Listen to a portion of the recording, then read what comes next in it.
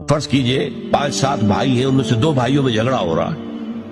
اب جو باقی 5 ہیں وہ کہتے ہیں جی ہمیں اس سے کیا غرض، ہم خام خواہ اس کا ساتھ دیں گے تو وہ ناراض ہوگا، اس کا ساتھ دیں گے تو وہ ناراض۔ یہ صحیح نہیں ہے، جائز نہیں ہے۔ صلح کراؤ، دیکھو حق کی کیا بات ہے، فاصبروا بینہما، صلح کراؤ ان کے مابین۔ یہ تو پہلی دفعہ ہو گئی۔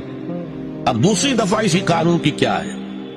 فَإِن بَغَتْ إِحْدَاهُمَا عَلَى الْأُخْرَى، پھر اس کے بعد اگر ایک گروہ زیادتی کرتا ہے دوسرے پر، فَقَاتِلُوا الَّتِي تَبْغِي، تو اب لڑو تم اس کے ساتھ کہ جو بغاوت کر رہا ہے۔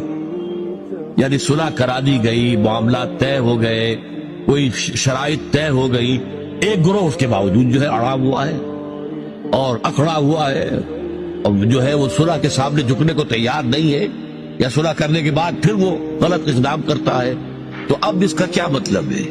یعنی یہ جھگڑا 2 فریقوں کے درمیان نہیں رہا، بلکہ وہ در حقیقت پوری امت کو چیلنج کر رہا ہے۔ امت نے ان کے درمیان صلح کرائی تھی، اب اس صلح کی پابندی اگر نہیں کر رہا ہے تو اس کا اقدام اس دوسرے فریق کے خلاف نہیں ہے، امت کے خلاف۔